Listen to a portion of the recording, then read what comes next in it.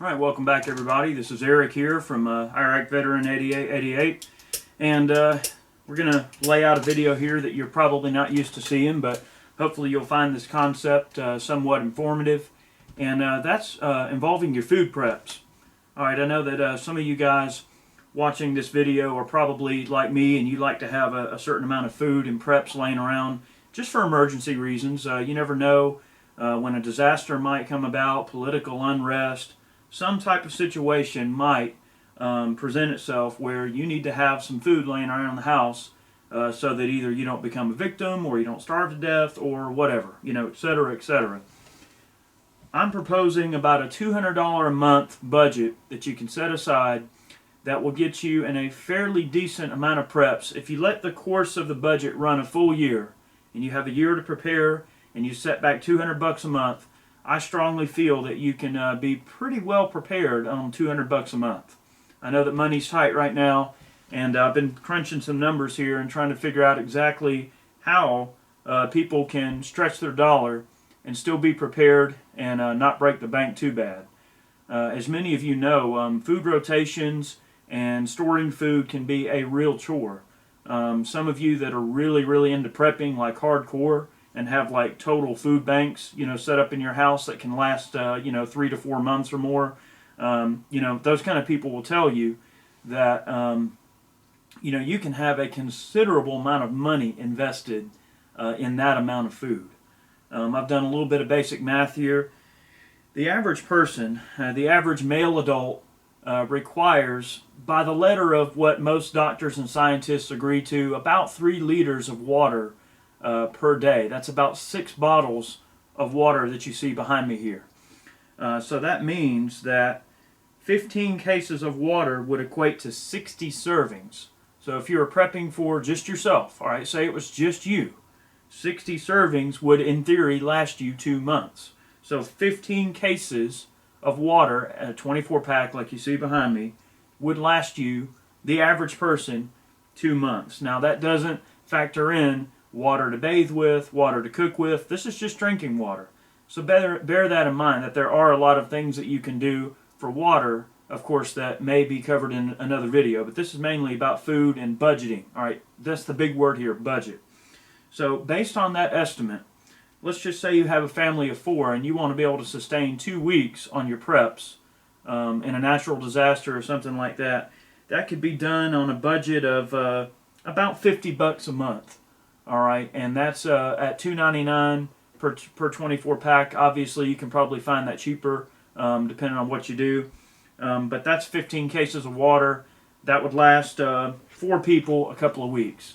Now, obviously, if you have a bigger family, you need to adjust that intake of water a lot more. And obviously, you need to have water purification, know all of your natural sources of water nearby. The bottom line is that you cannot live without water. All right, we can go a long time without eating. In some cases, of course, you will start to feel funky and act funky without food. But water, you will most certainly die without it. So water is very important as a prep. And it's probably the #1 thing to make sure you have a stamp on to make sure you've got your water supply down and pat. For most of us, that can, like I said, be done for between $50 and $75 a month. That's a very large area of your budget. Now, however, if you don't want to buy bottled water, you can always buy good food grade water totes and just store your own water from the tap if you want to run like filtered water from the tap and store it. There's also bladders that you can get that go in your actual bathtub. It's a bladder that goes in there and allows you to fill up the whole bladder in an emergency. Like if you know a pending emergency is coming, you can fill the bladder up and you have some emergency water on hand. All of those things are excellent ideas, however, are slightly out of the scope of what we're talking about. I prefer bottled water because it's convenient, it's safe, it's sealed and all that good stuff. But don't put all your eggs in one basket when it comes to water. Another good idea for food are potted meats.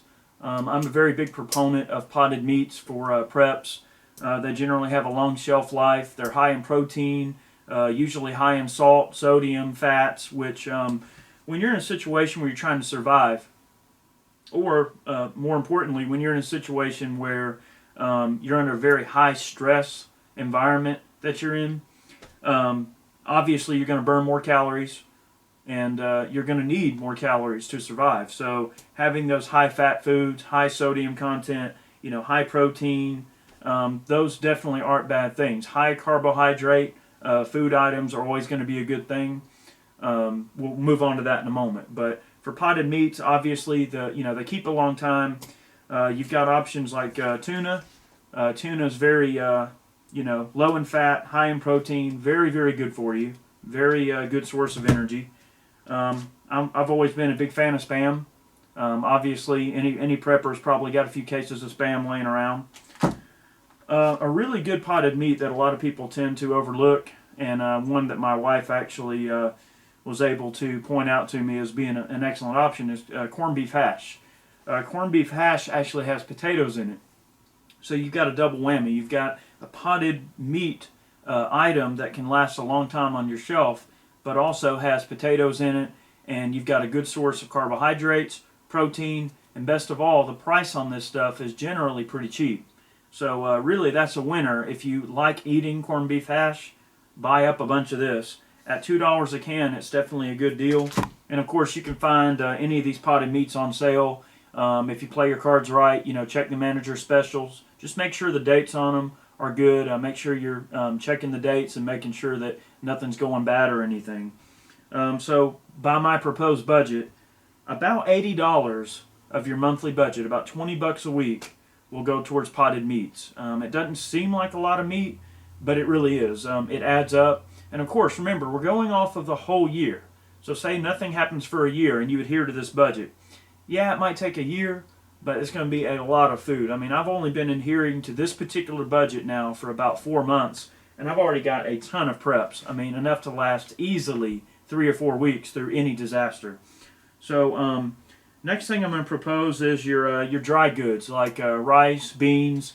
Nice thing about white rice is that it's highly nutritious, relatively quick to cook for the most part.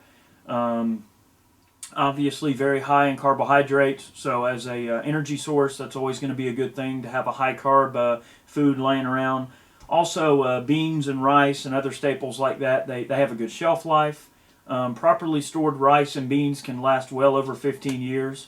So that's an excellent prep. Keep them in a dark, cool, dry area, and keep them, of course, free of any insects or bugs or moisture, and you should be just fine there. Rice can go a long way. Rice is one of those foods that you can cook up a serving of rice, add some random trail kills to it. So if you kill some rabbits or squirrels or deer, venison, whatever natural animals that you're killing in your area and eating for food, then rice kind of helps those animals go a little further by, we all know, rice is a good side item and you can mix stuff with it. I like to buy the 15 bean soups. Now, these are a little bit more expensive than, say, buying like just a random thing of like red beans or black beans or anything like that. But the 15 bean soups are a nice thing to kind of add in there because, one, you've got a wide variety of different carbohydrates, complex carbohydrates. Sodium content generally on them is pretty high, so I guess that can or cannot be a good thing depending on how you look at it. But sometimes a morale boost is important too. So let's say that things are going bad. It's kind of nice to break out a hidden 15 bean soup and add a little meat to it and make a dish that can kind of raise people's spirits a little bit. Okay, it's not always about surviving. Sometimes it's about surviving mentally as well. And sometimes something as simple as just a 15 bean soup and some potted meat can really turn people around. Throw out a deck of cards and some potted meat, and you'd be surprised how much better you feel after a long week of trying to survive or kill local game or whatever. So on your rice and beans, you're probably going to spend easily in the $60 to $80 range per month. And that's quite conservative. That would consist of maybe 2 or 3 15 bean soups. Maybe if you didn't buy the 15 bean soups, you could probably get 6 or 8 $1 bags of random beans or whatever. And also a 5-pound bag of like jasmine rice. White rice, you can get those for about $6. So depending on how far you want to stretch it, which obviously you probably would want to, you could just substitute beans and go with all rice. But I would encourage you guys to most certainly diversify your food assets. because you just never know. So that's what you're going to run into with dry goods like rice and beans. Another area that a lot of people don't think about too much in food preps is peanut butter and honey, things like that. Peanut butter has an incredibly long shelf life. It lasts a long time. It's very high in protein. So obviously a good high protein item. This really is a miracle food. Peanut butter is. This is a great way to start some preps. If some of you don't have a ton of money and you just want the maximum bang for your buck, go ahead and pony up $6 or $7 and buy you a big old 4-pound jar of peanut butter. Keep you a few of those around, and that's always a great way to stay healthy. I mean, it's really, really good for you in the big scheme of things. When it comes to complex carbohydrates, proteins, sugars, all of these things that to some degree your body is definitely going to need, protein is definitely an excellent supplement when it comes to peanut butter. Honey is probably another one of nature's miracle foods. Honey has practically no shelf life. All right, it's great for seasoning. Like when it comes to your dry goods like rice and beans, if you run with like oats, and like if you make oatmeal, you can use your honey to season oatmeal, flavor oatmeal. Of course, you can just eat it. You know, you can use it as a sugar to flavor things, and it will last. Honey will last practically forever. So it's always good to, buy a few jars of honey here and there. And you're really not going to go wrong with having some type of honey. Also, honey has healing properties to some degree too. There's a lot of antioxidants and nutrients in honey that just aren't present in other foods. Also, when it comes to honey, if you use local honey, you're a lot less likely to get sick or also have problems with pollen and other allergies. If you eat honey that is produced locally with your local plant life, you're a lot less likely to suffer from allergies and even, and some people say, even avoid getting sick. So I wouldn't bypass peanut butter and honey. Those are two very important preps that you can work into your budget. You know, if you take these figures and let's say that, okay, you've gotten a lot of water, or you got like 50 or 60 cases of water. Well, then you don't spend that on water anymore. You take that budget and roll it back into more meat, more potted meat, more rice and beans, what have you. Also, something I forgot to mention is canned vegetables. Don't be scared to get into canned vegetables. They definitely have their merits. Most grocery stores are going to run canned vegetables like this, a store brand, for like $1 a piece. So you can go in there and load up on a few flats of vegetables about every other week, and you'd be surprised how quickly you'll amass quite a few cans of vegetables. Obviously, corn is a good one because you want high carbohydrates items. Green beans aren't quite as nutritious as you would think from a can, nor are they really nutritious that much anyway. If you want something that's actually going to provide a lot of substance and actually fill you up, go for your sweet potatoes, candied yams, corn, all of your starches, because those things are going to provide you with a good amount of carbohydrates, which when you're expending a lot of energy in stressful situations, you want a complex carbohydrate meal and something that's filling. Obviously, you want to feel more full when you eat, so you eat less and, sustain your preps. Candied yams, sweet potatoes, canned potatoes, corned beef hash, corn, so you're good there. Now, another prep that a lot of people don't think of very often that you could integrate into this type of budget would be, little things like baby wipes. Obviously, are an excellent thing to have. Sometimes being clean is undervalued by a lot of people, but you'd be surprised what baby wipes would be worth to you when you find that your water's not running for 3 weeks. Being able to take little monkey baths and clean yourself up. The baby wipes obviously are going to be indispensable. And don't forget toilet paper, tissue, those kind of things. I mean, they may seem silly and they may seem like, something we take for granted in our everyday lives. But in a survival situation, these kind of things obviously will be almost indispensable. You have to have them. So don't neglect your baby wipes. And just because your baby wipes go bad and they get dry, don't worry. You can still use them. You can still moisten them down with a little bit of hand sanitizer or water, whatever. Last but not least, and by the way, this is nowhere near comprehensive. There are many, many preps that you can go with. that will point you in the right direction. This is just my personal philosophy on how I feel about these preps and where this money should go, the most important areas.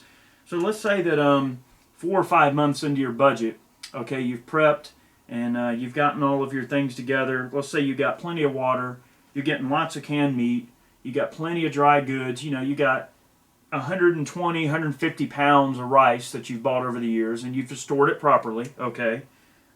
Generally, you're good to go in that light. Let's say that you've expended about every other option, but you still have budget left for the year, and you're going on my budget of $200 a month. Well, then what you would start buying is vodka. All right, and I'm going to tell you why you buy vodka. Because vodka, unlike other liquors, vodka has a lot of interesting properties about it that other liquors just don't. I mean, for one, you can cook with vodka. I mean, obviously you can cook with other liquors too, but vodka lends itself quite well to cooking. All right, another thing that vodka is good for is minor cuts and bruises and sores. You can use it to, cut down on itchiness, like say you get poison ivy or a rash or a bad burn or something that you've treated with aloe and it's itching or something. Vodka is known to be a good agent for keeping things from itching and kind of soothing those things. Also, vodka makes an excellent mouthwash. If you find that you haven't gotten enough mouthwash yet, you can use vodka as a mouthwash, and that's a good sustainable thing for that. Also, let's say, I know this is going to sound silly, but like stinky feet. You're living in close quarters with other people, and their feet are stinking really bad. You can take a sponge and saturate it with vodka, and you can clean the bottom of your feet with vodka, and it'll cut back on foot odor. Okay, all of those things withstanding, vodka obviously is a good trading item. In a situation where everyone is doing without for months on end, let's just say some disaster happens and there's utter apocalypse, zombie apocalypse for a whole 6 months. There's going to be a lot of guys out there that are fiending for a drink of liquor, and they will give up a lot of things in order to have a drink of liquor. So having a few cases of vodka laying around, believe me, is worth a lot more than you may think for that purpose. Obviously, in other videos, I've talked about silver and other precious metals. I probably wouldn't worry too much about putting too much thought or money into precious metals, but if you do have some silver bullion laying around, some silver coins, definitely a good idea to hold on to them. There's nothing wrong with them. At the end of the day, you can't eat silver, you can't eat bullets, you can't eat guns. However, all of those things fit into the giant sphere of preparedness in their own little way. So it just depends on what extremes you want to go to within that sphere as to how you're going to deliver your money into this situation and how you're going to prepare and budget for it. So I know this video was a little long, but I hope you guys might have learned something from it. I know that I myself am somewhat of a new prepper. I mean, I hate to use the word prepper because I've been, relatively prepared for a lot of things for several years. And I think it's just prudent and smart planning to go out of your way to make sure that you are, able to take care of your family in a disaster situation. If, let's just say a disruption of services, the water cuts off, the power's out for 2 weeks, 3 weeks at a time. Even the government, FEMA even recommends, NASA recommends, that at least every family have 2 weeks worth of food, minimal. Now, we're not talking about stuff that has to be refrigerated. We're talking about things that you have to cook. So last but not least, all of this stuff is great, but you've also got to have a plan for, actually utilizing these things. I mean, obviously, making sure you know how to build fires, you know how to heat food, you know how long it takes to boil water, how long you have to cook rice. I mean, you have to know how to take these raw ingredients and turn them into something that's edible on a regular basis. Now, I know that seems simple, but I guess my caution to you would be that don't be so fast to buy all of these things that you normally don't eat and then don't eat them. But then when it comes around to a disaster, you're stuck having to eat them and you don't know what to do, or your body reacts to it because you're not used to eating these items. So lastly, integrate some of the stuff you're using for preps into your normal diet so that if it does come that you're having to dig to these types of preps, that it's not going to come at a shock to your body that, hey, I wasn't eating Spam last week, now I am, what's up? So you always want to kind of condition your body to eat these kind of foods to some degree. I hope this video was informative. I tried to make it as short and concise and to the point as possible, but maybe these points were well laid out. And if you like these videos and you want me to do more, let me know, and I'll be happy to make them. For the meantime, have a good one, and thanks for watching today.